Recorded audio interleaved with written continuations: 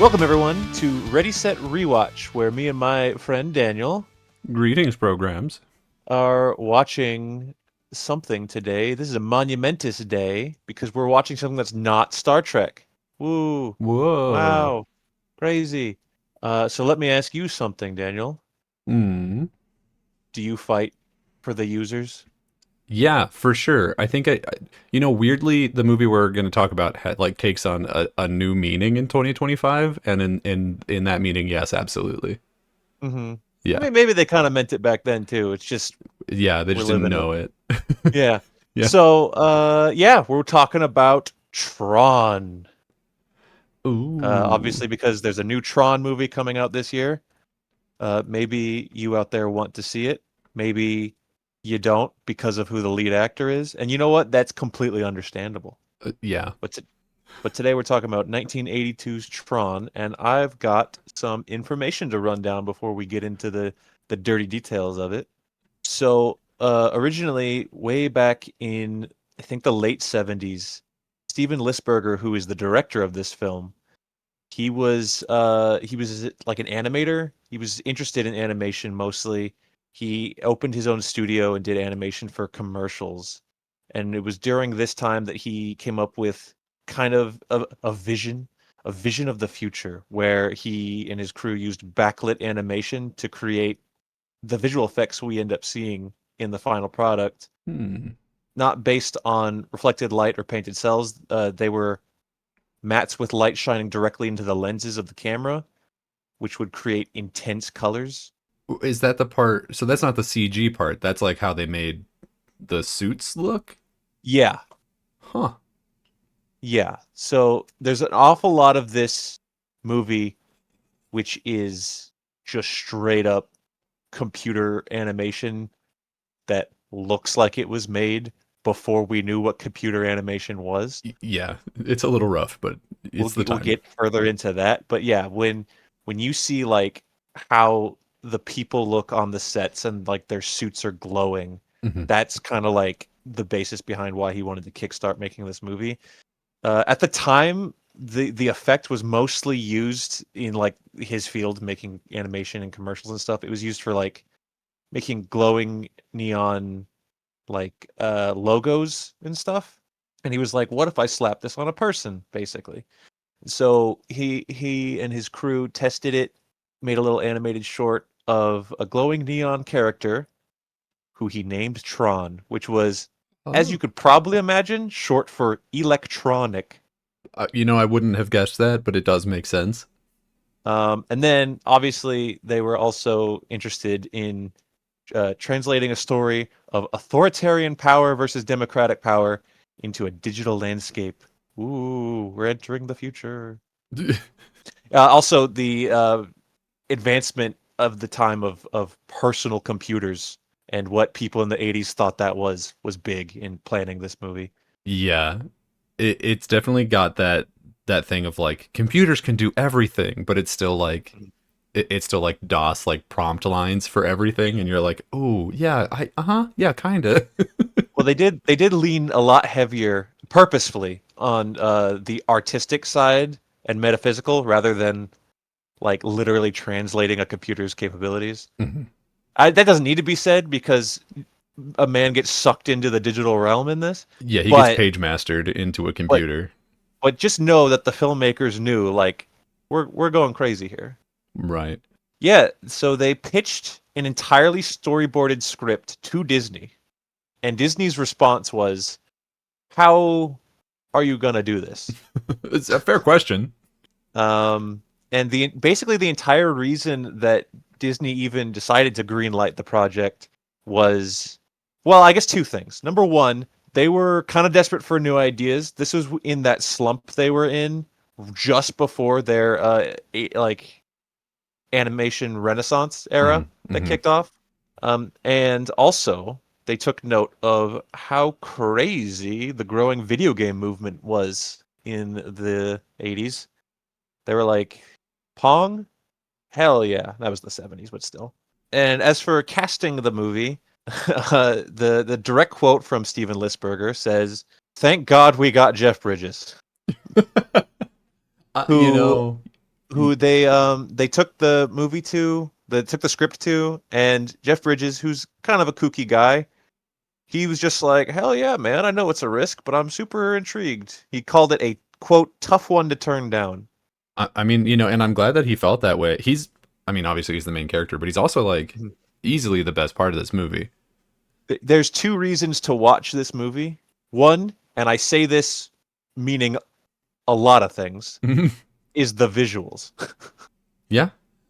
And two is Jeff Bridges. But yeah, so let's run down the budget and box office really quick. So this movie cost $17 million. I wonder how much of that was spent on CG. I don't know. Yeah, because you wouldn't think it would be a lot, but then you remember that this is what, like 81 or something. When is So this? in the making of documentary that I took all of this information from, basically, that Gotcha. I'm relaying directly to you, is there's a lot of them talking about filming in the digital world, and how they describe it is exactly how the actors in the Star Wars prequels talk about their time in like George Lucas's blue box. Because Oh, they're like, I'm acting it, it's nothing, and I don't know what's going on. But it's like even further back, so these actors, like, it was unprecedented territory of like, I'm doing what? that's I'm fair. I'm on a solar sailor? What does that mean? What is that? Hey, what does that mean? What And is then that? and then the director was like, just do it. It's fine. It'll be Mm. fine. To be So yeah. fair, I think comparing this to the Star Wars prequels, I think it is more justifiable for this to be like in a blue box. Yeah. And I think the visuals of it, take them or leave it. I personally really like them.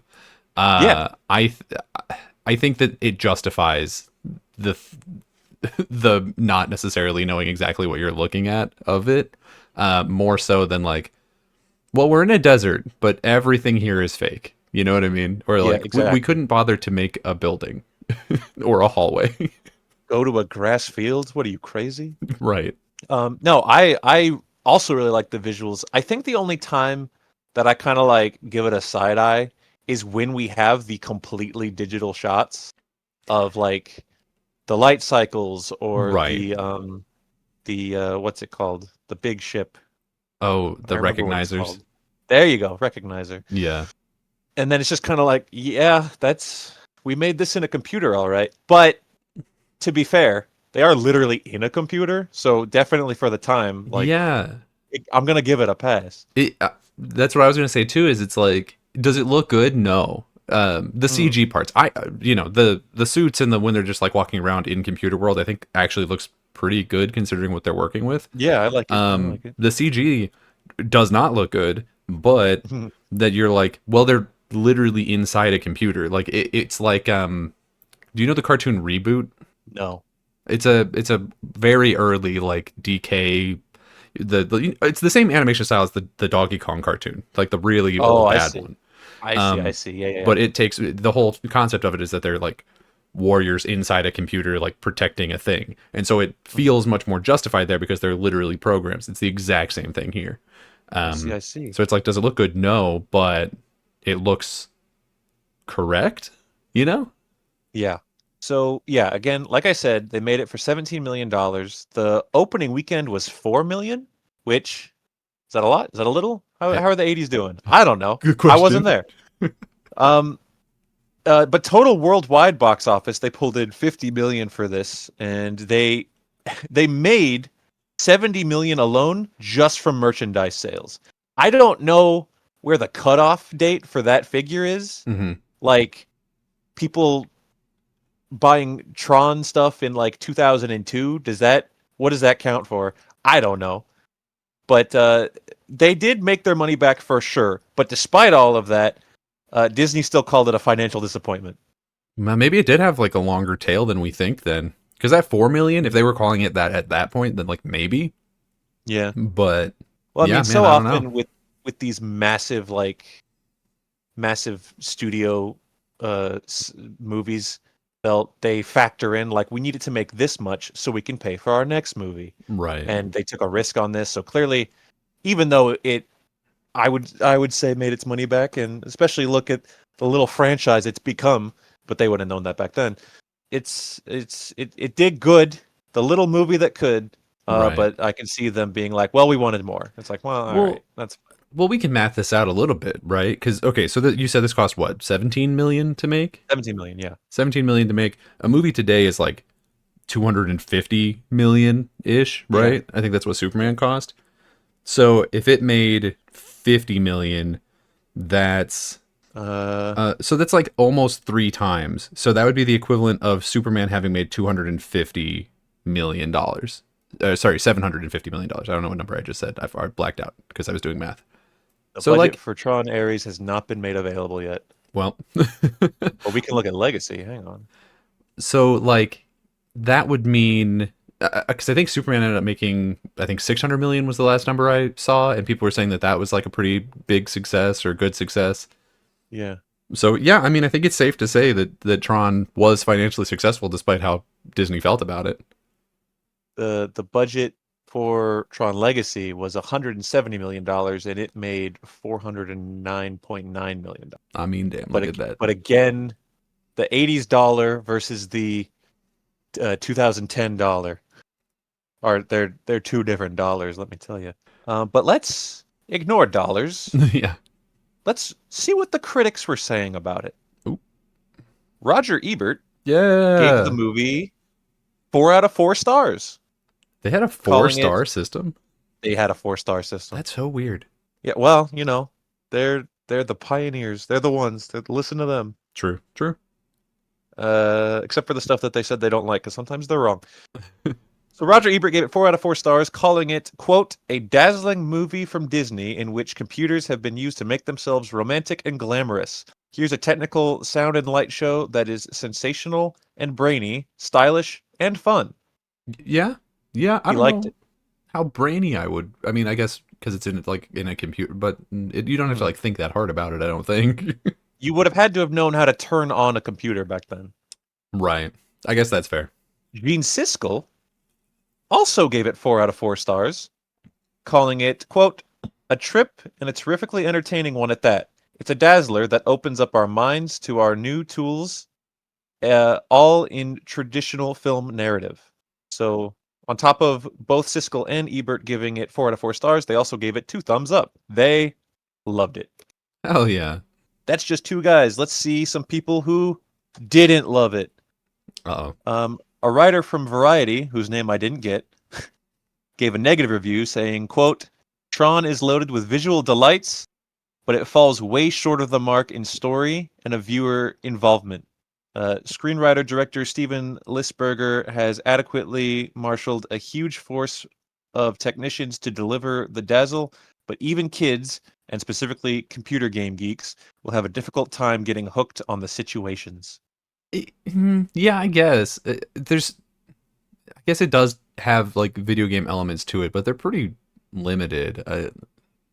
Sure, I understand what he's saying. I get it. I do think that some of the plot of it is maybe a little weak, but Another negative review that comes from the New York Times, where this critic said, quote, loud, bright, and empty, and all this movie has to offer, referring to the visual effects. yeah, yeah. I mean, okay, I get it. I don't know what other visual effects we'd be looking at to compare this to in this year, but I think they look fine. But on Rotten Tomatoes, Ooh. Tron sits at 73% critic score and a 69% audience score. Pretty good. Pretty good. Not. So It's like just above medium. it seems to stand the test of time as Tron. That's a movie I think I remember. But with all that out of the way, let's dive into the story, shall we? So Tron begins as we zoom in on a bar called Flynn's. That's actually an arcade, but it has all of the energy of a bar. Maybe it's a barcade. Did those exist in the 80s? Yeah, probably. I mean, 80s loved the arcade, so it makes sense that adults would want to have an arcade that kids aren't allowed into. Fair enough. In the barcade, someone is playing a video game called Light Cycle, and it looks pretty rough. It does, but it's also like what everyone knows about this movie. In some cases, it's the only thing people know about It's this the movie. most iconic thing. Yeah, for sure. And I think part of that is because I would say it would probably, but it literally did make a pretty okay game, like for the time. Mm-hmm. Yeah. Obviously, the Tron video game got marketed on the release of this movie. They were like, we can take some of these things and put them in a little game because video games are cool, and Light Cycle is the one people know. Right. We see as we go inside the video game that there are two little dudes driving the little bikes. It is unclear to me how much control the person playing the game has over it when you add a sentient person to the inside of the bike, but we're just gonna not really think about that. Either way, he loses real fast. Well, I guess if you assume that so the user outside the game is controlling the program inside the game. So the user's just telling the program what to do, and then all the AI NPC light cycles are also programs, but they're unhinged, they're unleashed. Right. I I just feel like that becomes a little muddy when they have like sentience, you know? Because then it's like, what if the Yeah. guy's a little shitter and he just it's like we crash into the wall, do it. That's true because we see coming up in a second here, we see Jeff Bridges as Flynn you trying to hack into something, and he's like directly communicating with his program. Right. He's like talking to him. He's like, "Get out of there! They're gonna get you." Unclear. Either way, yeah, the guy loses pretty fast. And for a second, I thought that he had won because the blue guy was in the red car Hmm. and the red guy was in a yellow car. So I Yeah, was like, "Oh, he won." Oh wait, no, the bad guy's in the traditionally like good color video yeah. game car. It threw me That off for a second. I'll be honest with you. that tripped me up too, especially considering that all of the good guys, all the non-fascist programs, Correct. are wearing blue, so you would expect them to get in the blue cars. Yeah, but But I guess they decided to do that. They flipped the color scheme on the head. You know how X-wing fighters shoot red lasers and TIE fighters shoot green lasers? true. You know, I had never really even thought Yeah, about that, but that is true. yeah, Yeah. Either way, the man who was driving the winning light cycle, his name it will turn out is Sark, which is probably an abbreviation for something, but I couldn't tell you what. yeah. I couldn't. It's definitely something. I like that he is the bad guy. He is, to make another Star Wars comparison. I guess he's our Darth Vader because the MCP is like the Emperor. I guess Yeah, he's a little he's a that bit that more would like be yeah. Tarkin. He's a bit more like Tarkin than Vader. Yeah, I would agree with that because he doesn't have the aura of Hmm. Darth Vader. He's got a big stupid hat that's different than everyone else's He big stupid does. hat. He does. And I'm sure that's where the majority of the 70 million from merchandise came from is people But it's buying those. it's funny that he's like, he's like a fascist officer, toady who's like running the bureaucracy in his little tower, but he also like personally drives a light cycle every once in a while just to kill a guy. Yeah. You would think that they would have guys for that. It's basically the only physical threatening thing he ever does in the movie. I mean, there's a bit at the At the very end, very end. Yeah. but the rest of the time he's just kind of marching around giving orders. True. Either way, so we meet him as he goes into some sort of I assume it's on his big ship that we see later, but not entirely clear. Either Mm. way, he starts talking to a voice from off camera that he is calling Master Control. And Master Control seems to be both praising him and negging him all at the same time. Yeah. He's like you're brutal and sadistic and wow how great, but then like 1 second later he's like kind of torturing him You big uh stupid hat. with your dumb hat that looks like a one of those trash cans with the lid that spins around. Yes. And then he says that he's kidnapped some military programs from the Air Force, like Strategic Air Command or something. And Right. he's like, we're going to put him in the video game. You can fight him. And then I don't think we ever see those guys. I mean, they might just be some of the general goons our little red stormtroopers we've got walking around. It might be those. Well, he implies that they're gonna like fight against them in the games. So I don't Oh yeah. know because it's unclear to me. Because we also in this conversation learn that no, it's a later conversation, so we'll just keep going. Mhm. Anyway, Sark says that he's looking forward to fighting them because he's like, I'm tired of beating up on like accounting programs. Let's get some Yeah, military guys in here. they do establish that they are stealing and hacking other programs to basically improve themselves. Like they, if I beat these military guys, then I take their knowledge and I'm stronger.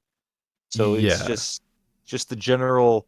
This master control program AI is expanding and becoming a Ultron, I guess. a little bit. And then in the immediate next scene, we see a sort of larger program guy walking down a hall, being escorted by some of the worst dressed goons of Oh, all time. they're wearing these big puffy like hockey goalie Yeah. outfits kind of. They look stupid. They might be the dumbest looking guys in the film. Oh, for sure, they're the dumbest looking guys in the film. But I also kind of love it. Like Yeah. it's incredibly stupid, but I want to say it's iconic. It's clearly not because I didn't know what these guys look. I've never Um, watched any of the Tron movies before, and I've never seen this before. Whereas I've yeah. seen so many other things from Tron, like the light cycles and the costumes and all that. When we get to Tron Legacy, they definitely clean up the outfits some, Okay. as you'd imagine they would want to. So yeah, this the big puffiness doesn't transfer. They weirdly remind me to do a callback to our Star Trek series. Uh, they remind me of the like weird pipe druids from the God, what episode is that? With the computer that's absorbing people. I mean, it's Oh, basically okay. the same plot. Yeah. It's similar costuming. Either way, the computer says the program says that he's a compound interest program. He's not made to play these video games. And the He's so guards dead. make fun of him. They're like, I don't know, you look really athletic, and then they push him into a very strangely shaped cell. Yeah, this it's like a little maze cell. I feel like it's supposed to look like some kind of electronic component, like a transistor or something, and I just don't have the education to know what it looks Maybe. like. Or Um, just what people back then thought the inside of a computer looked like. True. Yeah, absolutely. So he gets pushed in there and he meets another guy, and they start talking about their users, and they talk about it in sort of like a religious way. He's like, "Oh, do you also believe in the users?" Yeah. And he's like, "Well, if there's no users, who wrote me?" And this will become very strange almost immediately as a thing, because like you said, when Jeff Bridges is talking to his program, he's like literally speaking to him, like they're having a back and forth conversation. Yeah. And we see that also, like we see that multiple times throughout the thing. We see like Master Control is talking to a guy, Alan is talking to a guy. Like we see conversation between. This would be like not believing in God or the gods in like Dungeons and Dragons, where like God's right over there and he's like crushing a city under his foot. You know what I mean? Well, another excuse me, another Star Wars comparison. Ooh, Han Solo doesn't believe in the Force, and his best friend can use it. that's true. But he doesn't know it at the point that he's saying that. I don't think. You know what I Yeah, that's mean? true. He And does eventually believe in the Force. at least in that instance, the Empire has been spending however many years, like, actively trying to make people forget that Jedi and the Force exist. So I'm willing to give a break to Han Solo. I am not willing to give a break to these toadies. We find out these two programs are called Crom and RAM. RAM, I guess, random access memory. Crom, I have no idea. And this is where we find out because Ram asks Crom, "Hey man, like what's going out there? Or going on out there? I've been in here for however many cycles." And the guy says that the Master Control and the bad guys, have been grabbing all kinds of any program that believes in the users, and then they've been absorbing useful ones and then putting the ones that kind of suck, like this compound interest guy apparently, in the video games to Yeah. train or whatever.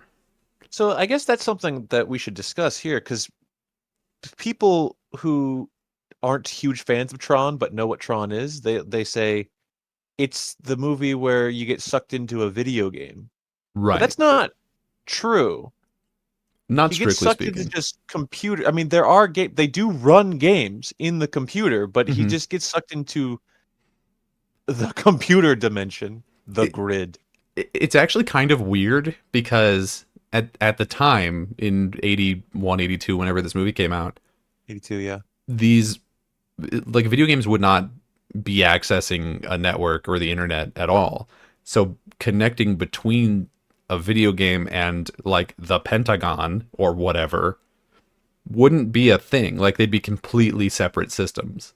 But the master control program is controlling. True. I guess that's part of them being like, yeah, it's all whatever. It's more artistic than it is literal. And them and them inventing Wi-Fi. Yeah, it's probably literally just one of those things where it's like this is just more interesting. Like if we have them stuck in one singular network, there's not much we can do with it. Yeah. I also wrote in my notes here that Ram is not particularly helpful or sympathetic. He's like, "Hey man, yeah, they're gonna train you to play the video games, but ugh." Well, yeah, he sees this schlub and he's like, "Yeah, I mean, good luck. Good Which is luck, funny fella." because we're gonna find out in a bit that Ram is also like a computing program. He does something with what, like mortgages or something. Yeah, I believe he is the program of the guy. There's a guy at Encom. We're getting a little ahead of ourselves, but in a scene, you know what? I'll just hold on to it. Okay. I'll hold on to it until we meet Alan. And then the only thing that I have to say from this scene, additionally, is that as we're leaving, Crom is talking smack about Master Control, and he says, "Who does he calculate he is?" And I was like, "That's a good bit. And I like that. That's cute." I like little, I don't know, little turns of phrase like that. Yeah, I think they're fun. computers don't think; they calculate. Yeah. Meanwhile, in the real world, which it says on the Literally, it screen, literally says that. Flynn, Jeff Bridges, is writing a program called Clue, who is driving a really bad looking tank through an equally bad looking 3D maze. Boy, isn't he? And was Clue also played by Jeff Bridges? Because I didn't Yeah. notice in the scene, I'll be Yes. honest. Yeah. So every direct like the user and the program are the same actor every time. Yeah. Well, and that's, I think, I forget the character's name. I think it's like Walter or Walton or something like that. The older guy, he is talking to the villain later, and he's like, Yeah.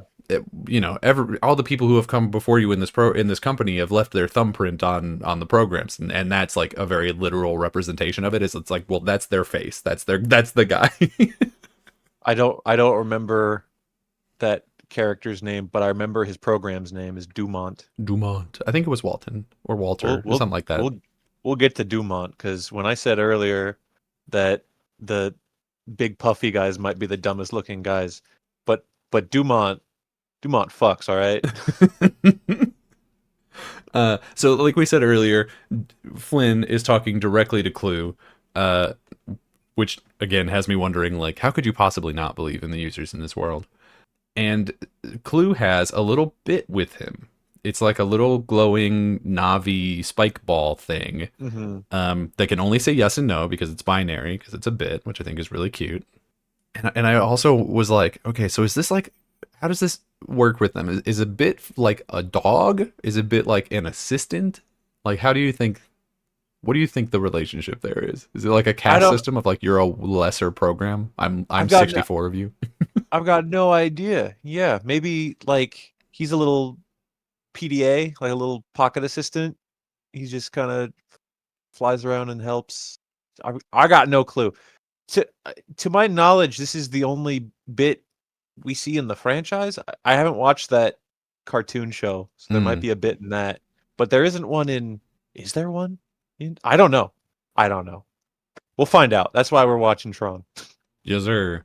So Clue drives his tank around for a while before he starts getting attacked by some recognizers, which are weird bracket-shaped sort of spaceships. Uh, Yeah. Imagine like a claw machine almost, where the top part of the claw is sort of like a bridge that people are controlling the ship from, and you're about 90% of the way there. I would say visually, like the second or third most recognizable thing from this movie, behind light cycles and maybe just, you know, The clothes, Tron, the yeah. program himself. Yeah. It I, I wouldn't say it looks cool, but it's definitely like iconic. Like it's a thing that I had seen before. Yeah. They they get cooler looking Oh, when we have, real budget. CGI Yeah. in the future. Yeah. So I Clue like shoots them. down a bunch of them. But then he, I guess, forgets to look where he's driving, and he screams really funny and crashes into a wall. I'll read you directly from my notes. If you've never seen this movie, it's worth watching just for the scream Jeff Bridges does as Clue It's pretty before cute. crashing the tank. It's hysterical.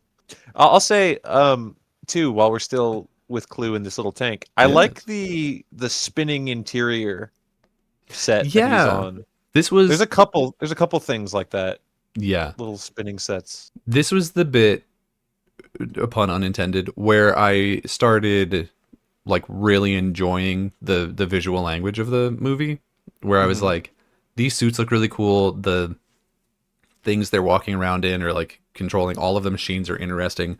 I was like, this clearly has like not a huge budget, like you can tell looking at it, but it clearly has like an idea and a design principle that I think does sort of speak louder than the way it actually looks, if that makes sense. Like a lot of all of the sets that are actual actors in it, as opposed to we made it with a computer, I think look, Hmm. I'm gonna say great, and Yeah, I will understand arguments against that, but I think they look definitely. really cool.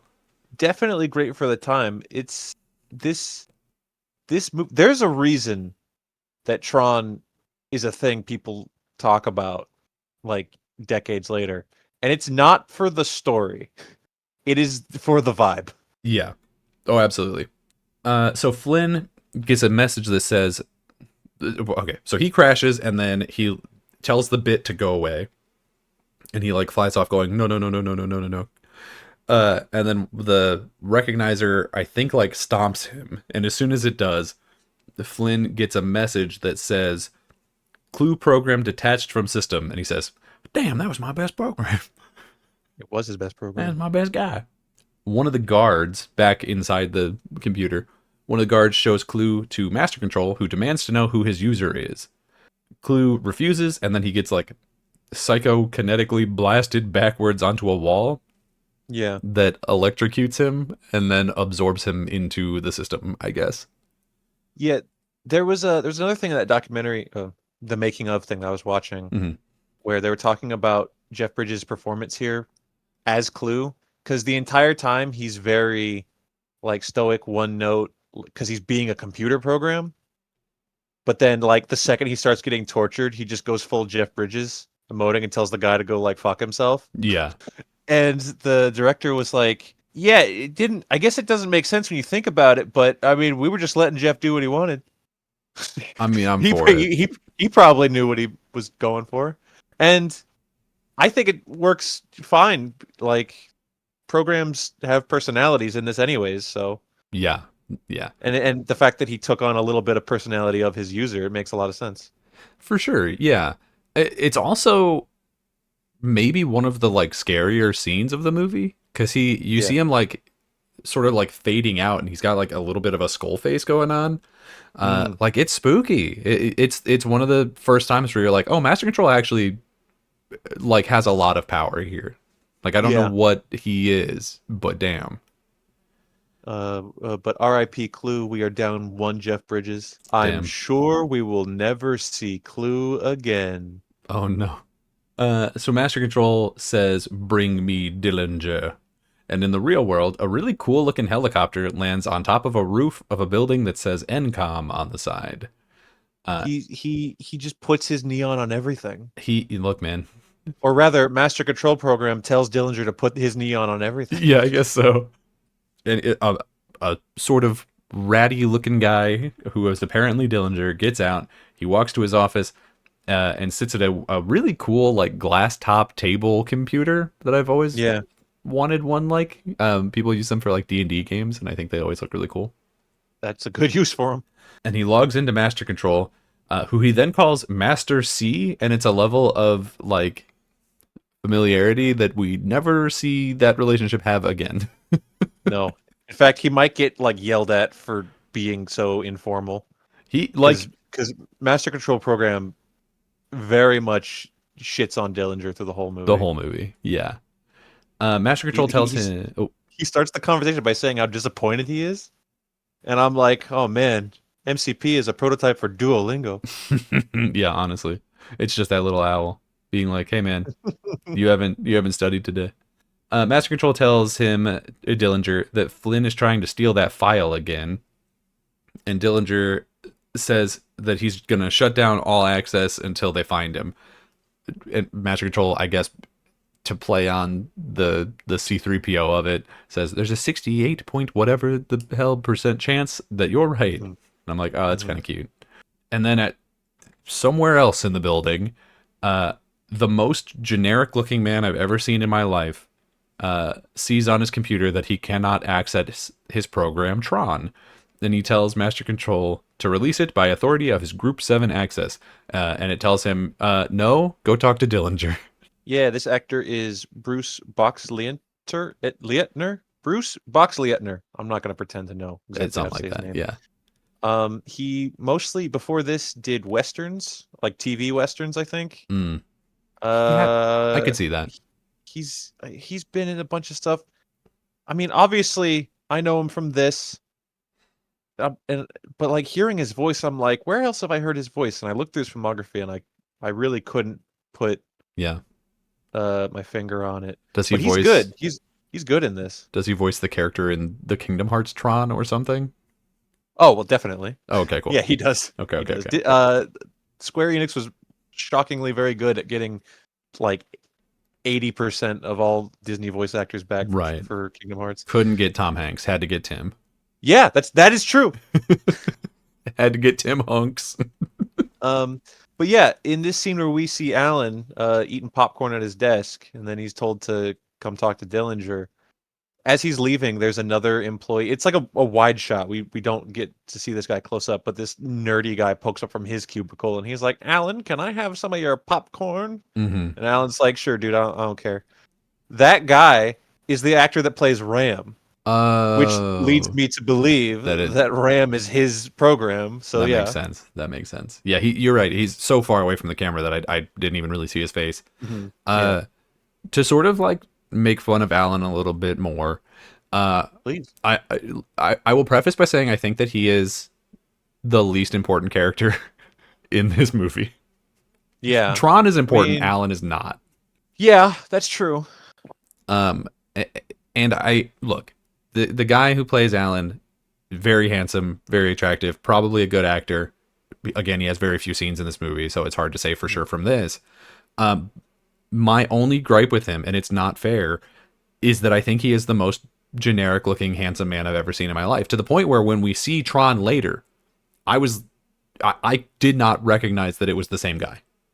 Oh. Because I was just like, that's just some guy. That's just some handsome action dude. Like this actor should have been a model for first-person shooter protagonist. I mean, honestly, generic white guy. It's like it was switching the shirt on a Ken doll. It's a different guy now. You know, that's hurtful to say, I guess, but I don't know, man. I don't know. Anyway, so he leaves, and then the nerd asks for his popcorn, and he goes all the way up to the penthouse of the thing, I guess, and talks to Dillinger, who tells him that they have shut down access, Group 7 access for security because somebody in that group keeps accessing the system without authorization to do so.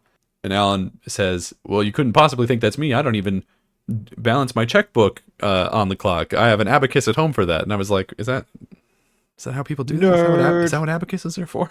I genuinely don't know. Dillinger says that it should only be down for a few days, and then he asks what program the nerd was working on. And he says Tron, and it's a security program that monitors contact between the system, and that it will also be a watchdog for Master Control. And I was like, you probably shouldn't have told him that last part. Mm-hmm. Probably could have maybe just left that part out. Because like clearly Alan doesn't like Dillinger. It seems like nobody likes Dillinger, Nobody likes Dillinger. even though he does have kind of a cool name. Dillinger dismisses him, and then Master Control immediately starts talking him down to him. And he says, "You can't let that guy finish that program. That's not okay. I don't want to watchdog." So I Damn. guess he's just listening. Master Control's just listening through the terminal Oh, the he's whole time. always listening. Big Brother is always watching. And then elsewhere, some engineers, an older guy and a young woman, digitize an orange and reconstruct it, Just like Mike TV from Willy Wonka. just like Mike TV. The Alan comes to talk to them, and it is revealed that he's in a relationship with the woman, and her name is Laura, spelled Lora, because the future. I do like that we're just in the basement digitizing things. We got hard hats on and like little suits, and we're just. What do we do here? I What have does no. NCOM do? I was gonna ask that, okay, because it's so confusing. Because we see one guy's doing, assuming if because he's the guy who does RAM, who made RAM, so he's doing something with like mortgage banking or something, and then Alan's making a security program. But when Flynn worked there, he was making video games, and Laura's like figuring out how to send things into a computer. Like it's Yeah. so confused. It seems like I it's just a generic software company that just hires engineers and is like, whatever you make, we own. I guess. we just do computers here. Yeah, We are the computer company. we are. The NCOM, the everything app. Yeah, we're Donatello. We do computers. Have you ever seen Gremlins 2? No. So the building that everyone works at in Gremlins 2 has like a television studio and like a restaurant and like it's like just all these different businesses that don't fit together because it's a comedy basically. Right. It's just like why is this all in this building? Like a genetics scientist lab and all this crap. And that's what NCOM is. Anything computer, we do here. Golly. So Alan starts complaining to Laura about losing access and that the system has a ton of bugs ever since Master Control took over, which I guess is probably being caused by it just eating chunks of code, just like eating programs left and right. Yeah, absolutely. But then also later, there's those little, they call them grid bugs, the little green spider guys that go wop, wop, wop, wop. Those guys? Yeah. You know what I'm talking about? They do nothing for the plot. They literally, there's one scene where they pop up and like start moving and then they never do anything again. Are those the literal bugs? Is that what he's talking about? Those might be bugs. They might be bugs. Are bugs little guys? Yeah. You would think so, right? That's Yeah, obvious. in Like, this oh world, no, why it's a not? bug. And then Yeah. it's a little digital bug.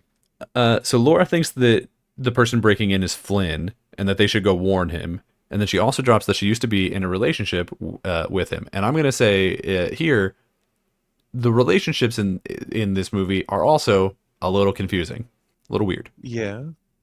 They all seem a little mixed up, messed up. Well, it's because nerds don't know how to date. I guess so. I mean, just like on a structural level, they don't know how to do it. They don't communicate with each other. True. So They they go talk to their computers more. yeah. So they go to Flynn's barcade and they find him breaking a world record on a game that he made, which feels like cheating. A game that he made but didn't get the credit for. Right. Which is a good time to point out, that's right, kids. The Tron video game isn't called Tron, it's called Space Paranoids. Right. So in the game, he's shooting down recognizers, and what the fuck? Do you think that helps? Like them just Like shooting in- down recognizers? Like in the grid. Like so if you're playing Light Cycle and there's guys in the light cycles, Right. then if you're shooting down recognizers, then like are you actively helping any like resistance programs trying to escape MCP? I guess so, because so maybe in that instance I'm gonna fan cast this. I think in that instance he's playing as Tron because we see Tron being set into video games later at one point. And he keeps winning, and that's why everyone's like, "Wow, he's cool." So maybe he's playing at Tron as Tron when he's breaking that world record because we don't see whoever's in the tank shooting down those recognizers get de-rezzed. I hate to step on your fan theory, Well, all right. but if like so when Clue got taken, he was like the tether was cut. We couldn't access him anymore. So I think all the captured programs are just like completely they're floating free. Well, then who was the guy in the light cycle at the beginning of the movie? What's up with that? Some idiot. I just think He like died. We don't maybe need to worry about him. maybe you get the right combination of program who knows and player who knows, user who knows how to play a game, and then you win. Also, I wanted to Smash point Chief and out, Cortana. yeah, I guess so, huh? I want to point out here, he's standing at a cabinet and he is sweating so bad. Oh, it's hot in there. His armpits are disgusting, but he's also just sweating from his armpits. His back is dry, his chest is dry. It's just the armpits. That's not how people That's right. sweat. That's crazy. That's gross. Well, I mean, maybe that's how he sweats. I He, will. Jeff it's got Bridges, to be leave a comment. Let us know how you sweat. all those arcade cabinets in that. It's got to be so hot in there. 80s air conditioning Oh, well, I'm not questioning that it's hot. wasn't getting it done. I'm questioning the set deck that was like you're only gonna sweat right here. Maybe I got nothing. I got nothing for how he sweats. Flynn admits. So okay, so they come in and they find him, and then they go up to his office, which is honestly really cool. Like Yeah, they should recreate Flynn's barcade at Disney. That would be really cool. you'd think that would be a slam dunk. They should. They have a crappy little arcade in Tomorrowland. Make it Flynn's. And it's just like a shitty generic like here's some stuff and then there's like a X-wing fighter hanging from the ceiling, which is cool. Yeah, Okay. but move The big that to the X-wing Star is Wars world cool. and put a big Yeah. recognizer up there, and then make it Flynn's. Oh, There you go. That one's free. Who runs the Disney parks? me. Well, you need to step up your shit then, Sky. I know. Flynn immediately admits that he's been trying to hack into the NCOM system, which is probably fine for Laura, but maybe not as fine for Alan, who seems to have some kind of grudge against him still, probably because he is dating his Yeah. ex-girlfriend or something. Plus, it doesn't help that he meets Jeff Bridges and he's cool. He's the coolest nerd to ever exist. He's so cool. Like he's still a goober, Yeah. but like on the scale of computer dorks, he's like this is the most alpha male that there could be in 1982. He is what Doctor Doom in Fanforstic thought he was. Oh my god, that's horrible. I know you weren't expecting a Fanforstic reference here. Mm. But they can sneak up on you. That's how that movie works. It's true. It's true. So Flynn tells his story about how he worked at NCOM. I guess he used his downtime. I don't know what he was working on, but he in my notes, I guess he said that he did it on his downtime. He was You can making video assume games, computers. Yeah. but Dillinger stole all of the games he made. He made like 5 games, and he stole all of them, and then turned them into the company. And then somehow, because of the video games, got promoted to like executive vice president. You made a good thing on a computer. You're in charge now. Which is crazy because this is okay. So I understand video games make a lot of money. I don't know what they did in the 80s, but today they make a ton of money. But even so, like the fact that we are just like a broad-based software company, and it seems like the only reason that this man has become like the highest ranking guy in this building is because he made Space Paranoids, or is presumed to have made Space Paranoids. That's a lot. That seems like a lot. Yeah, he did. Did Dillinger fire Flynn, or did he just take the idea and then Flynn was like, "Hey, that's mine." He's like, "Nuh-uh," and then Flynn left. Which one of those happened? I don't think they specifically say, so I'm going to assume that Flynn tried to call him out and then he fired him then. Yeah. So if that is the case, making an extremely successful video game, getting no credit, and then getting fired, this movie was so ahead of its time. Yeah. In a lot of ways. Yeah. I mean, it's a movie about an AI takeover. Mhm. Here we go. And then not giving credit to people. There was a line a couple scenes ago where the old timer, I believe, says computers and programs will start thinking and then the people will stop. Yeah. Yeah, that's That's that's kind of today. depressingly on the nose. That's 2025. Tron knew. Tron was a Yeah, warning, and we didn't watch it. we never listen. That's why Disney pretended it was a financial failure so that we wouldn't see the AI coming. They have a real MCP. That's who's in charge of the Disney parks. The real MCP. MCP. Oh my god, it's got a little Kevin Feige hat on. Oh, bastard. So they immediately decide to sneak into NCOM to forge a Group 6 access so that they can get Tron running. Do we believe Group 6 we're assuming is one better and that Group 1 is the top? Or how do we think the ranking works here? Oh man, it could be either. It could be either way. It's hard to know. Because it Let's seems say really easy to forge one, but we're also maybe supposed to presume that these are like the best techno nerds. They're here to hack the planet. You know what I mean? yeah. So they had 7 before, or they hacked 7 before. Alan But now and so Jet Flynn is using his old credentials, so he just had 7, and Alan also had 7. So they were working in, I guess, the same group of cubicles. And then they don't specifically say what kind of access Laura has. I don't think. well, she has access to the Mike TV machine, so she has to have high access because that's insane right there. Yeah, yeah.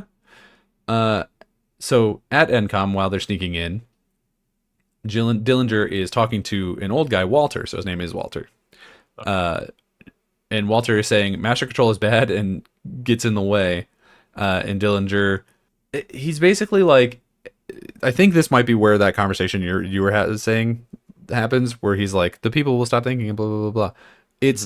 There's this whole thing about the whole conversation here is like Master Control is making everything suck here. Like we can't make programs here anymore because they just keep breaking. He keeps eating them. He keeps eating them. And Dillinger's like talking shit to Walter, who has clearly worked there for a long ass time, like probably since the beginning of the company. Yeah. And just like completely downplaying him. And we're left to assume that Dillinger's never made anything that mattered other than stealing those video games. Yeah, I believe that's true. He's just like this doofy puppet that Master Control program like strategically put in charge. Maybe because he knew that he stole stuff. He's just like, we're gonna get this guy promoted from the inside. To the point where like this guy wasn't even smart enough to like completely wipe Flynn's credentials. No, he's a complete goober. Yeah. There's a bit where Walter is like, Master Control's making it harder for us to do our jobs. And then Dillinger's like, it's not making it harder for you to do your jobs. It's doing your job for you. Well, gee, thanks. Thanks, bud. Okay, bye. And then he says some stuff to Walter, and it kind of sounds like he's firing him, but I'm not sure. It never comes up again because I don't think we see Walter again after this. We might see him again at the very end, but I do not remember. Our 3 heroes then immediately hack a door, the thickest door I've ever seen in my life, which they make a joke about. Because it started opening and it just kept going. It's like one of those big metal curved doors that like is used for like huge bank vaults and shit. Yeah. And it just keeps going. And I started writing in my notes, this is the biggest door I've ever seen in my life. And then I think Alan's like, what the hell's up with this door or something? Yeah, what did they say? Like, could you get a bigger door? Something like that. Yeah. Yeah, when they're sneaking in, they kind of split up. Alan goes to his office, and then Jeff Bridges does the silliest, goofy little sneak walk. They're like, they're sneaky. He starts like, Laura's walking normal. She's just like kind of walking like she's supposed to be there, but in a bit of a hurry. And he like goes full Sasquatch and starts like sneaking comically because he's a doofus. I think that might just be how Jeff Bridges is. You know what I mean? Yeah, it reads in the movie as like we're doing something serious, but I'm not going to take it seriously. Yeah. So at this point, Master Control also tells Dillinger that he's in the process of breaking into the Pentagon, and Dillinger's like, "What? What for? What? For what? Why?"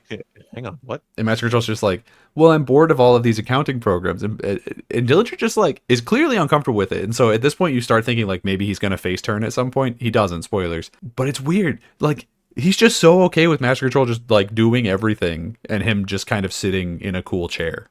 Because really, Dillinger doesn't do anything in this movie at all. I'm trying to think if I had a job where I didn't have to do anything, and I just sat in a cool chair while a computer ruined the world. Yeah.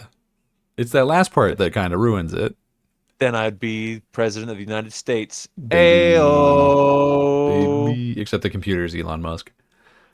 Uh, ayo. They're not friends anymore, yeah, though. they At broke up. least. It was really dramatic. Have you noticed that since they stopped being friends, we don't talk about him nearly as much? Because Elon did the smartest thing he could do at that point, which is shut up and go away. Yeah, that's the smartest thing he's ever done. I mean, honestly, yeah. But still, fuck that guy. Yeah, oh, absolutely. Uh, Anyways, Alan has a Glort Klaatu Barada Nikto poster in his cubicle because computer guys are fucking I nerds. don't know what you even just said to me. It's from the day the Earth stood still. Okay. Okay, so Alan goes to his terminal, Laura and Flynn go to her terminal, um, which apparently is just where the gun is. She's just got a Oh gun yes, pointed at the back of her head all the time. that's just how it is. That's what the working class deals with. I guess so. Uh, so Flynn gets in and he starts talking to Master Control, who he starts beating just by like hacking him. It's unclear, but I'm pretty sure he gives him like one of those like unsolvable paradoxes type shit because that happens in all kinds of sci-fi. Uh, Hmm. so he gives him, I think, one of those, and then he's like, Master Control starts freaking out a little bit, and so he takes over the what I'm calling the digitizer. I don't remember if it had an actual name, The Mike TV machine. the Mike TV machine, and he shoots Flynn, and now we're in the Matrix, baby. It's actually a little Yeah, horrifying because he gets like blocked out in like a grid, and then one pixel at a time. yeah, like one block at a time disappears, and I'm like, I don't know if he's like frozen in that moment or if he's like conscious while it's happening. That'd be terrifying. Like my It hand is w- being removed. it would be terrifying. It's kind of cool though. It is cool, but a nightmare. Master Control tells Sark that he grabbed a user, and he's gonna have to kill him in the game. And Sark is conflicted for a little bit, and he doesn't seem to want to do it. But then Master Control tortures him again, and he says that apparently he's doing it by slowing down his power cycles, which I'm gonna assume is the same thing as like stopping his heart. That's what it sounds like. Yeah. Flynn immediately gets thrown into the cell right next to Ram, which is I think maybe the same one Crom was in. Yes.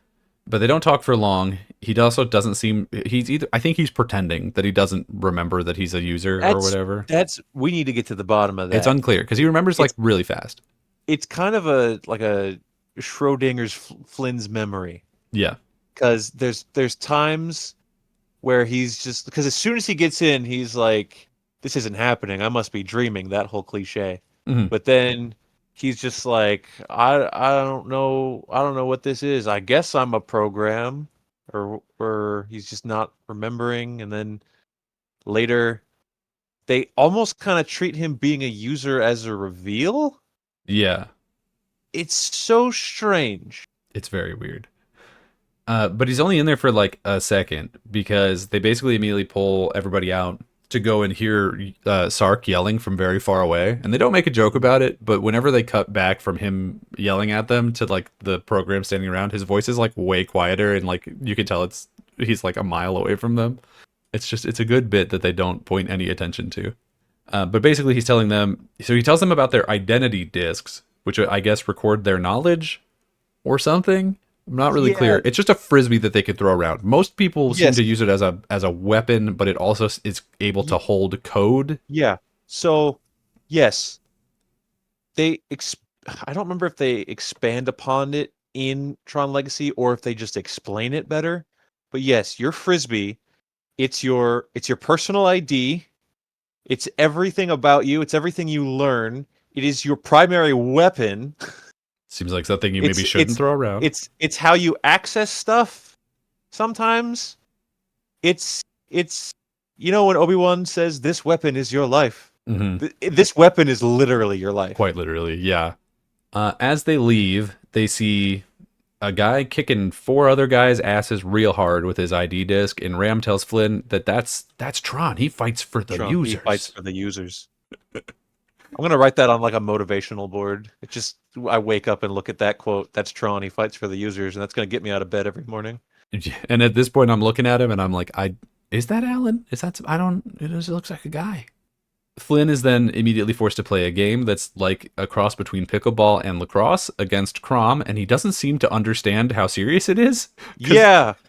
they're standing on like basically like an archery thing, like not a dartboard because it's circles, it's like concentric circles, and then every time one of the balls like gets past them and lands on the ground on their That ring, ring. that ring disappears, and so you Yeah. can like fall through it. So Crom gets the first like couple hits in, and then Flynn, I guess, figures out how the game works and he starts winning, but then he like refuses to kill Crom because of course he does. And I forget if it's Sark or Master Control, but one of them is just like, all right, well, screw you, and just kills Crom, just like deletes Yeah. his inner two rings and just drops him to his death. So Uh, Crom is now dead. Bye. I'm sorry, Crom, but we're all pleasantly surprised you made it this far, I mean, because Ram had no like faith in you whatsoever. not even a little bit. Flynn meets Tron after the game, and he finds out that and he is like Alan, and I was like, oh yeah, maybe. Yeah, so that's another thing too, where like his memory's not gone. Clearly, Why is he pretending his memory's gone? I don't know. I guess maybe he thinks it'll make him a target, but they don't make that clear. Also, The Sark only already people knows. the only people who care know and put you there. Yeah. So, I don't know. But so, and he talks to him for a while, and they both figure out like, hey, we both want to kill Master Control. It is our whole purpose, and in here right now is to kill Master Control. So they become sort of friends, I guess. And then it's honestly it starts moving real fast because immediately after this conversation, it's just and now we're playing light cycles, and it's all of our heroes. It's Ram, it's Tron, it's Flynn playing a game of light cycles against three goobers.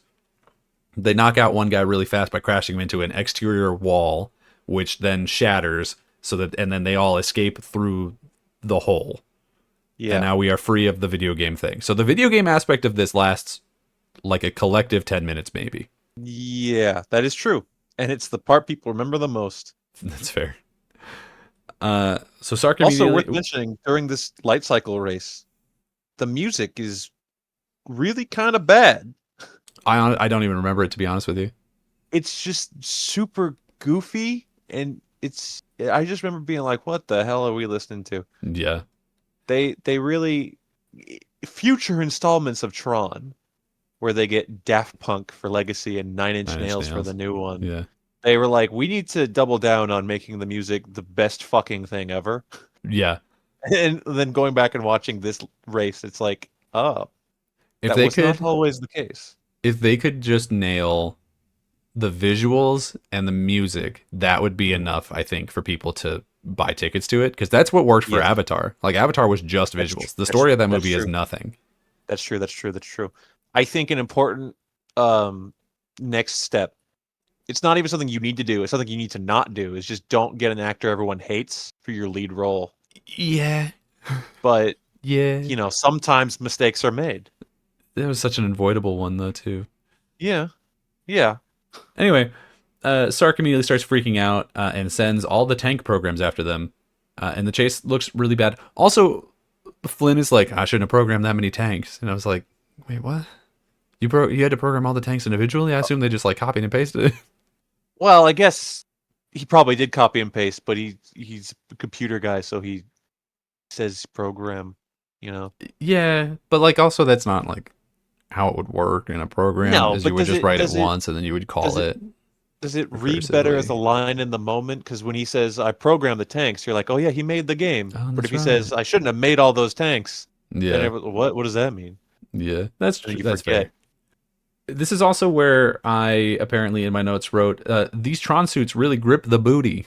And I don't remember Mhm, whose booty it was, mhm, but I do mhm. remember a couple of times there was some cake on display. There was a story from the making of thing where the actress who plays Laura, because Right. she gets a program in this as well, Spoilers. which we'll get to. Where they all showed up on set and they're like, "Here's the outfits," and they saw like how tight fitting they were, Hmm. and then she said, "I left set and I did not come back for a day," and they said, "Where are you?" And I said, "The gym. I have to lose 5 pounds." that's that's fair. I mean, you'll note throughout the rest of the movie that like everyone else gets some kind of covering. Yeah, Like Jeff Bridges gets like a little shoulder thing that goes down and covers his crotch. The yeah. old guy gets like a whole robe. It's pretty Oh much damn. just Tron and Yori, Laura's Hmm. program, who don't get nothing. And there's a lot of booty, Hmm. a lot of Hmm. booty out. Get those butts toned for Tron. Gotta get those Tron squats. Uh, they decided to go to an I/O tower, an input output tower, so that they can talk to Alan. Which is also a little strange to me because like clearly Clue in the tank wasn't at an I/O tower. So, I don't know. Don't overthink it too much. You know what I mean? It don't matter. I guess because Clue was already in direct link with Flynn when he went in, maybe, and now they're trying to specifically contact someone on the outside. I got no idea. Maybe it's supposed to be because they like lost access. Like they're Maybe. maybe they're like group 7 programs and so they don't have access anymore. I don't know. It's unclear. Either way, it doesn't really matter. It's just we got to get there. And then first they find some water that makes them a little high. Yeah, It, glowing data water. I'm not really sure what it's supposed to be. They say like it's power. I don't know. This well, I've said multiple times how everyone remembers the light cycles, and that's true. But for me, another thing that I always remember is this water effect. It looks pretty It's good. just, yeah, it looks when they like specifically like scoop it up and drip it, like it is very much just water, but they have this like digital lighting on there that Mhm. makes it look very interesting. And they drink it out of their frisbees. They do. Which again, it's like, hey man, if that's like kind of your soul, it's weird. I don't know, man. It's weird. No, it's a religious experience to drink this power water. It's Mm, Powerade, blue Powerade. blue Powerade. That's what it is. They drink the blue Yeah, Powerade. that's what it is. They all get like a little high about it, which is interesting. And then Tron kind of acts like he's starting to get a message or something, and so he starts leaving before anybody else. It seems like maybe with the added power, he like is somehow almost starting to get a connection to Alan again or something. I'm not really sure. But so they leave and are immediately attacked by another tank that finds them, which separates Tron from Flynn and Ram, and then also blows up Flynn and Ram's light cycles. Yeah. Flynn then has to carry Ram into a little hole hiding space where they can take a nap. And when they wake up, Flynn Like finds out fireman carries him, right? he fireman carries him like over his shoulders. There's a handful of fireman carries in this Yeah. movie. When they wake up, Flynn finds out that he is God and he can reconstruct the ruins of. It turns out they're in like a crashed recognizer, Yeah. and he can just like hold out his hands and make it come back together. I guess by like fixing the code. I don't know, but he can do that. And so they start flying, and this freaks the hell out of Ram. And he's like, "You shouldn't be able to do that. Are you a user?" And he's like, "Yeah." And then Ram is like, "Dude, hell yeah!" And then dies. R.I.P. Ram. He really is dead. He's gone. He's gone. You Yeah. know, ah, there was a story of, I think like the director's mother or aunt or somebody who, when the movie came out, she saw it, and then she like, and her sewing circle or whatever, her little group of old lady friends, Hmm. like started a campaign to send in letters that said "Re-res Ram." That's really cute. Apparently, they loved Ram. He's a nice guy. I liked Ram. R.I.P. Ram, a real one. So Flynn then tries to fly the thing, but it's hard, and he's like wobbling all over the place, and honestly, it's kind of funny. Elsewhere, Tron breaks into somewhere, and he finds. It's unclear. I think maybe all of the character, like all of the people working the computers, might be Laura programs. But he grabs one in particular, who is called Yori, and she's in some kind of weird trance for a second. But then he like grabs her head, and she wakes up, and she's like, "Oh my god, Tron!" And they're in love. I guess they're in love. Sure, maybe. It's If you're the power of true if you love breaks her out of her trance.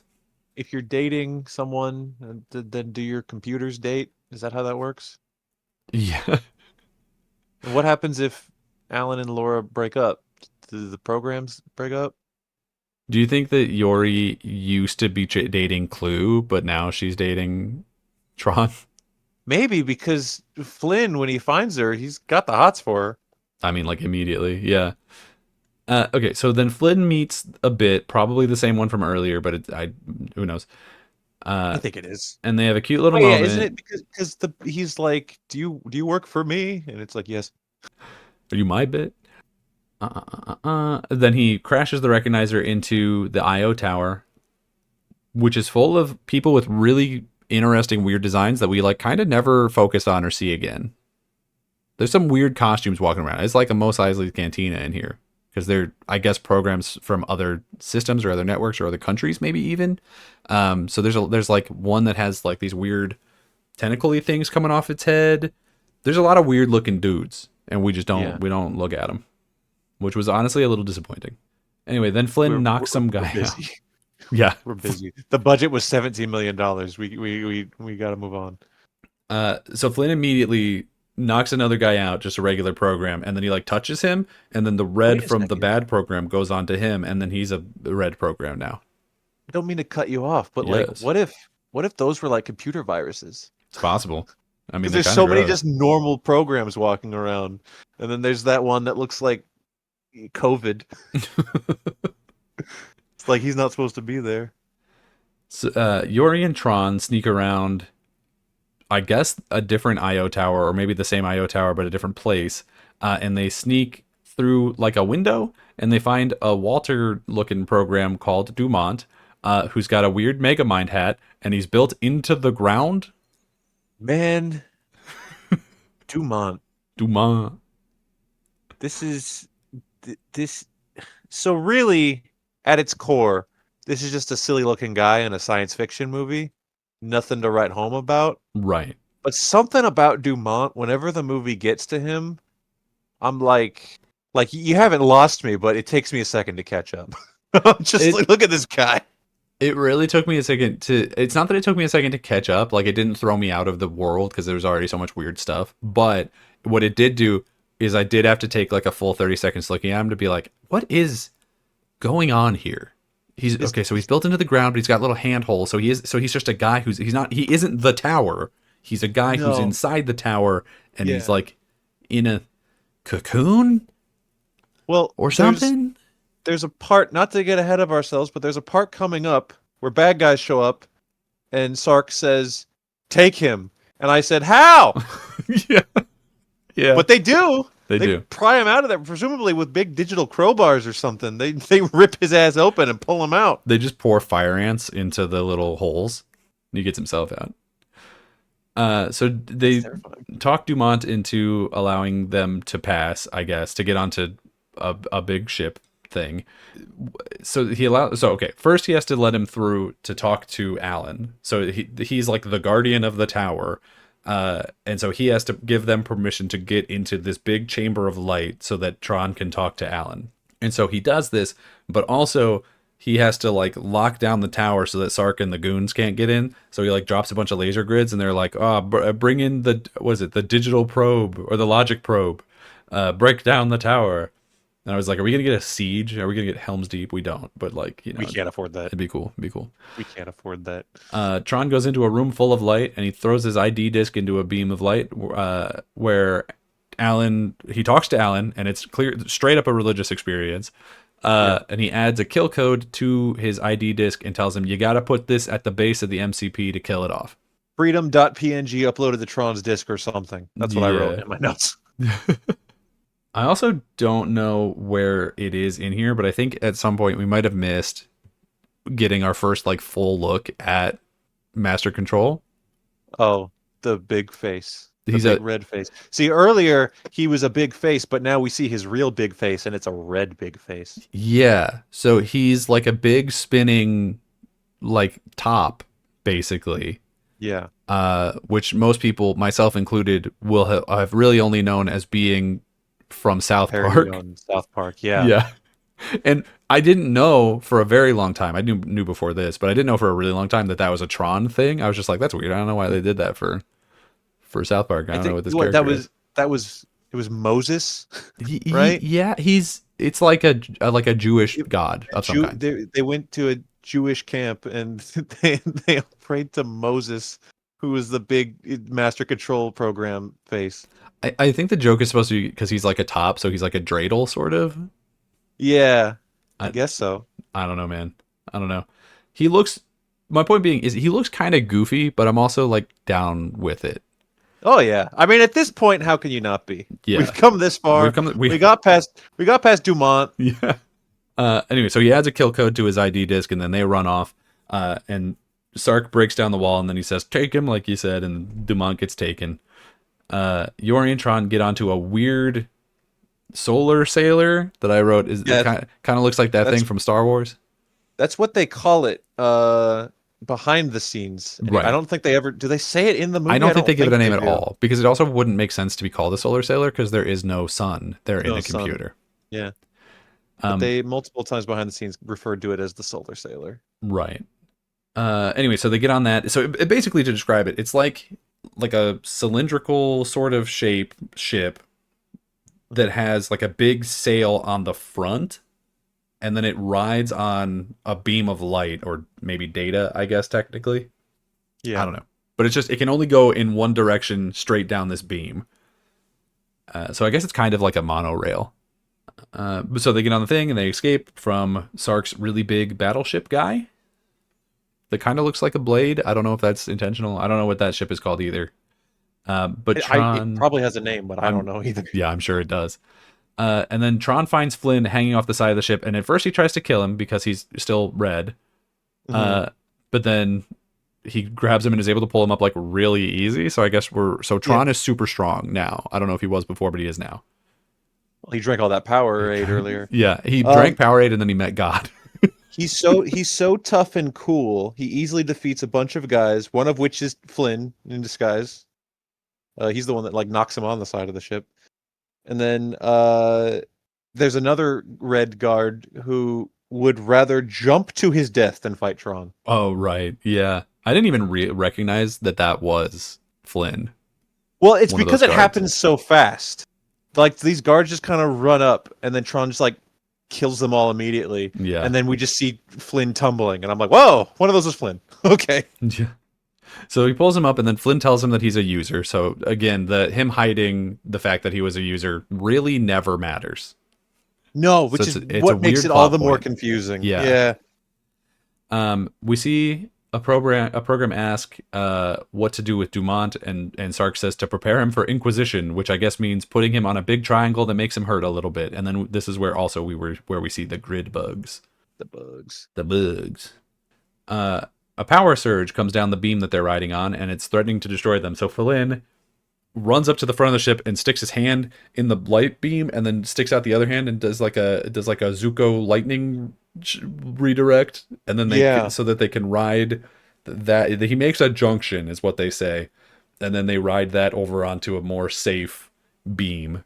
He's just doing various godlike activities. He's just low-key doing god stuff. Our D&D party here has really fleshed out. We have Flynn, who is basically a god in human form. Mm-hmm. We have Tron, who is a paladin blessed by his deity. Yes. And we have Yori, who is the girl. She's there. Dumont's around somewhere. Dumont. Well, he's getting his armor peeled off like he's a big crab. So making the junction does kind of knock him out, but he lives, and he wakes up a little while later. And they have about 1 second to be like, wow, that was really cool, before it doesn't really matter, and they immediately get crashed into by Sark's big sword ship, which kills Tron. Definitely kills him. He's very dead.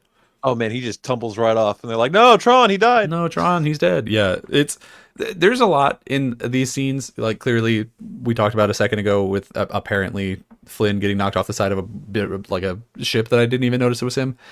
This is another one of those instances where they crashed, and then in the next scene they're like, Tron's dead, and I was like, wait, what? I didn't even notice. That hit me the same way rewatching this, where because we get taken to a little prison thing, Dumont's there, she's like, Tron died. I'm like, did he? He did? I rewound and I saw him tumble off. Yeah. I was like, oh, okay, I guess. I really like the way that this movie looks, but it is so hard to get like visual information because everyone kind of looks the same, first of all, so you can't tell like who the characters are. Yeah. And then also it's like a lot of the shots are from a distance, which is probably to make it like look better, and you just can't you can't tell what's going on in a lot of it. which is unfortunate. Because I think the visual language is there. It's just like direction that makes it so hard to understand what's going on. It's unfortunate. Maybe, yeah. Either way, Flynn and Yori are thrown into a cell with Dumont, and then exactly 1 second after they tell him that Tron dies, Sark comes in, Tron is dead. Sark comes in and takes Dumont to a different place because he wants to give him to Master Control, and he says, hey guys, you're gonna die in here because as soon as I get off this ship, it's gonna start derezzing, and everybody on it will die too." Oh, okay. So. But I guess he has decided this is the breakdown between like Dumont is worth absorbing and the other ones are not. Like Yori and Flynn, who's not even a program, are not worth absorbing. Mm-hmm. Also, I should have mentioned, so when he made the junction and didn't die, they're like, "You didn't derez," and he's like, "No, I guess not," because he can't, because he's a person, he's a human person. Yeah. What? Well, what would he do if he died? I think he would just be a corpse, and then they would be like, "I don't know what to do with this." In a computer? So like there's a mainframe somewhere that just starts to smell like rotting flesh. And you're like, what's going on with my computer? In the Matrix, no one can smell you rot. Oh no. That's terrifying. Yeah. Or Tron. maybe if he dies, then like whatever computer he's physically in, he just like grows to full size and like smashes out of shoots out like a corpse. Oh my god. What a nightmare. So Tron, actually not dead, is in fact climbing up the side of the ship that Sark is on. Sark and the guys that he wants to not kill take just a completely square pod down to Master Control. And this is where we get the first look at him. This is where we see that he has a massive spinning red top. I see. That's where I wrote it in my notes, at least. There's something happens coming up that I have a joke written in my notes, and I want to know. It's highly possible you wrote the same joke. Oh. We're gonna see. So the ship starts to derez, but Flynn still has powers, so he is able to, I guess, use it to stop the ship from derezzing. But then Yori starts shutting down for seemingly unknown reasons, and he brings her back. So he's literally Jesus Christ, our Lord and Savior, Jesus Christ. Our Lord and Savior, Tron Christ. Tron Christ. They take control of the ship, and then we see down at Master Control all of the old goobers that have been taken to into Master Control all get thrown into little like hatches on the walls, and they just become part of the screaming wall, I guess. Yeah. Every fascist dictatorship needs a screaming wall. And so all of these guys are, I guess, being absorbed, but for some reason it's taking like way longer than it did when they absorbed Clue earlier. Maybe there's more information or something. I don't know. It's implied that they're being absorbed because he's like, "You're going to be part of me soon," and it's like, maybe because he like dictates like this person's worth absorbing, this person's not worth absorbing. Maybe like all these guys are like have major information. They've got just lots of data, so stick them in the screaming wall and drain it out slowly. Master Control tells Sark that there is another warrior on the mesa, and Sark goes to fight him, and they start throwing their data discs at each other, and he gets his ass beat so fast. Oh man, Tron flings his disc and it like splits Sark's disc down the middle, and also his head.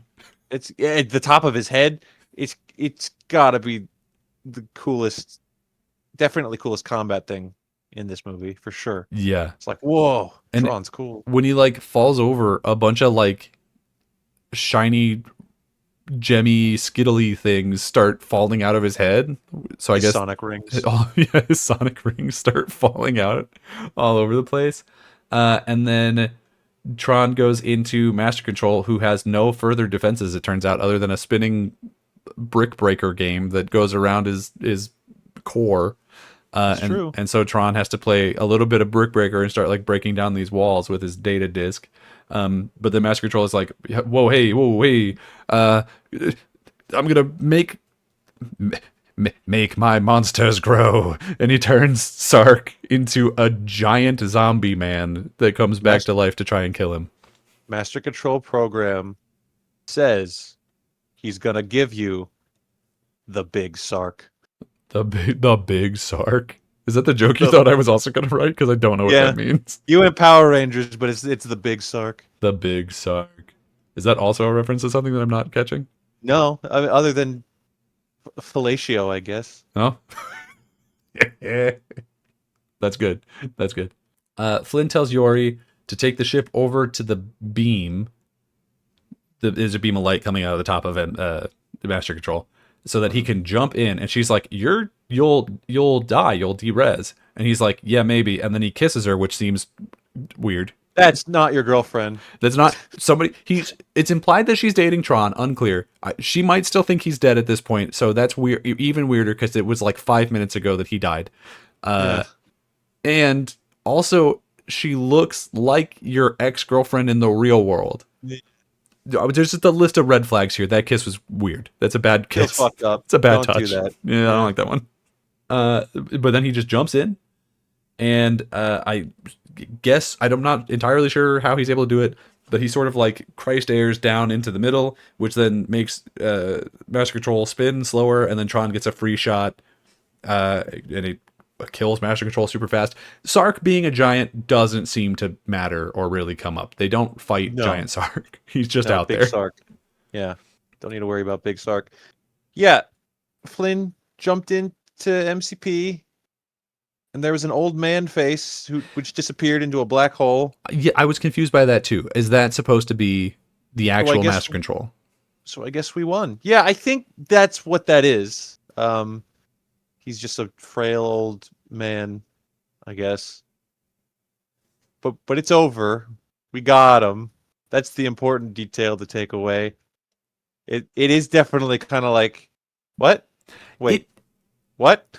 Yeah, it seemed maybe a little too easy. Yeah. Yeah. Well, I mean, the party was very powerful, so it's fine. True. By the party, I mean 2 guys. And a girl was there. We had God and Jesus Mm-hmm. and girl. So all the stuff starts turning blue. Yori then kisses Tron, I guess, to say sorry for kissing Flynn. To wash the Flynn out of her mouth. Disgusting.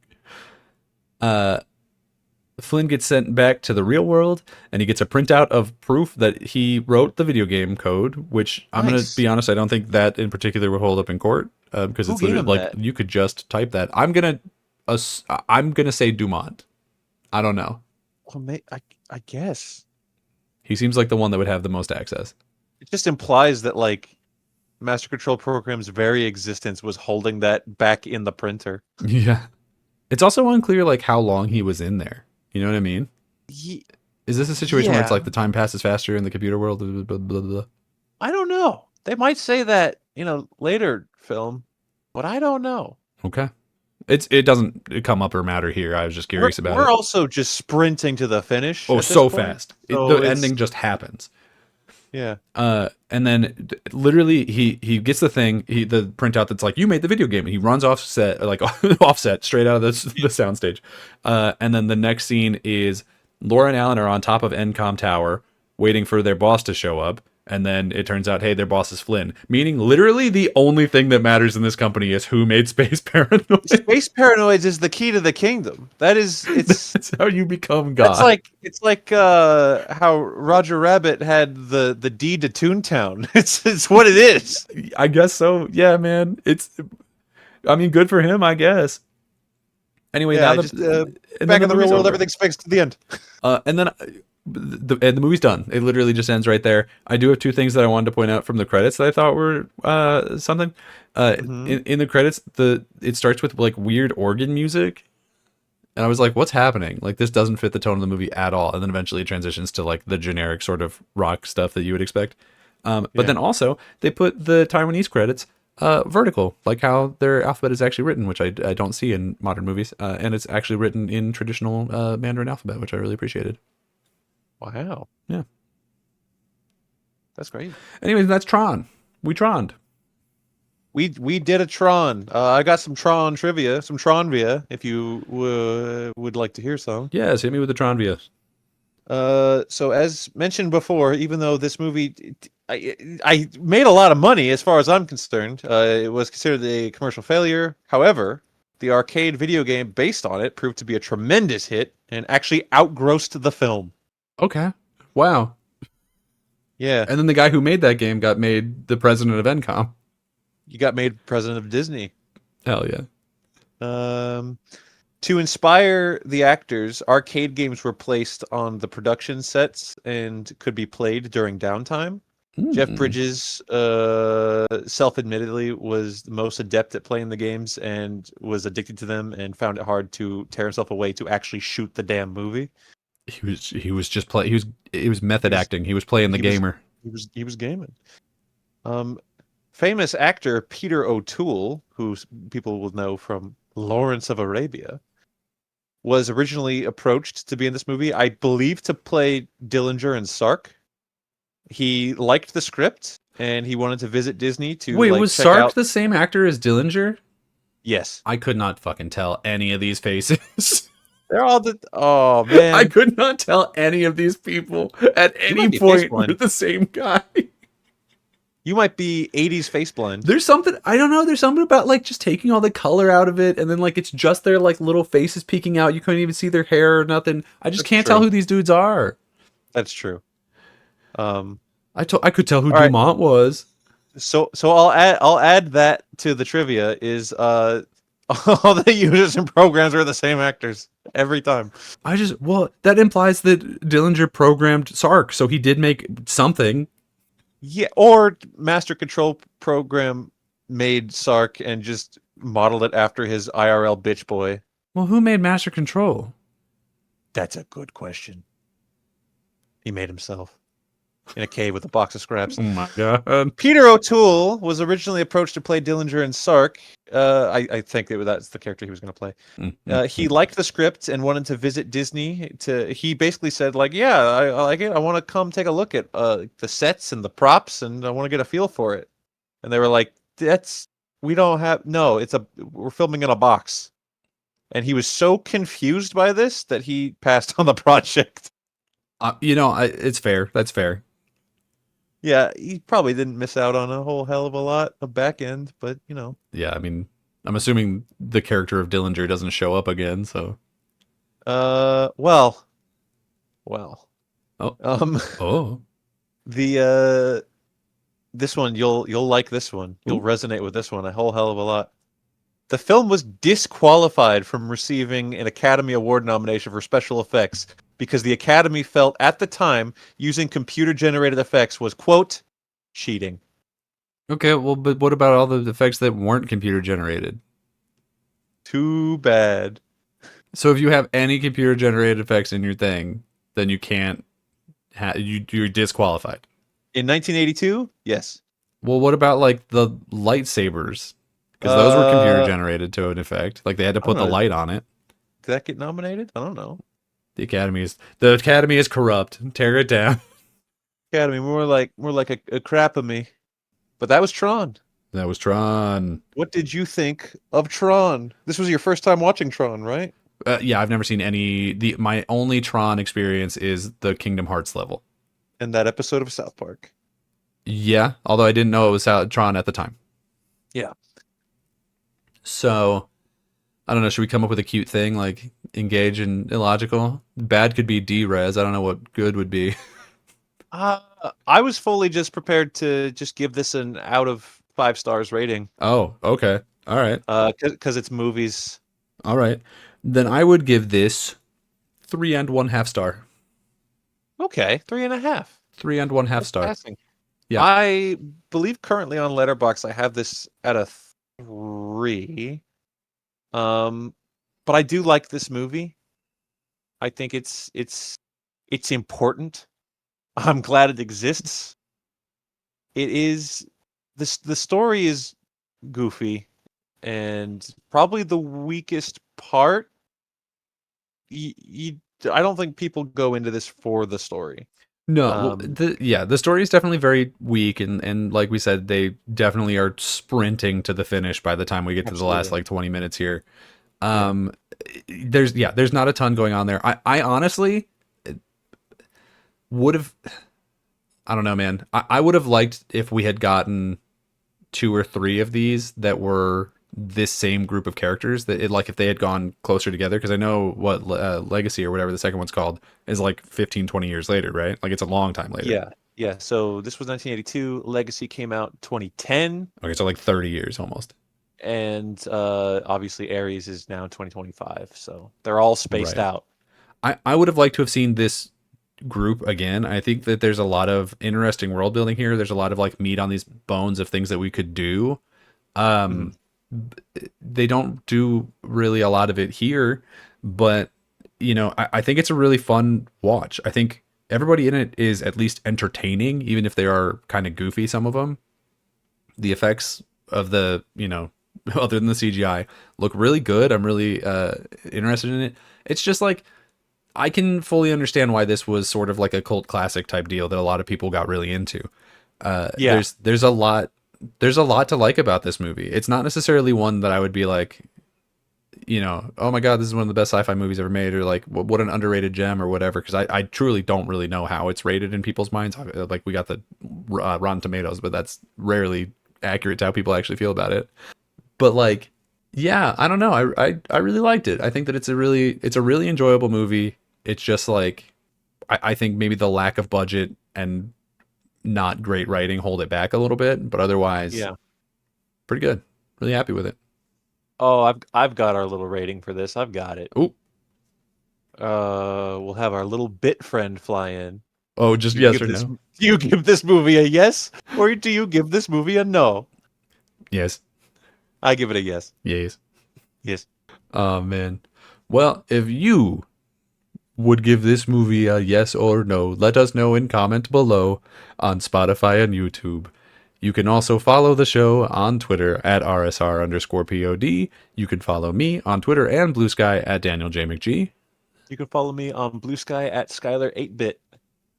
And until next time, everybody, We fight for the users. We fight for the users. The game's just starting, the world's so bright. Jump right in, everything feels right. Press play, take a trip back in time where pixels and memories intertwine. Come on in, it's time to play. Let's rewind to yesterday. The fun begins, we're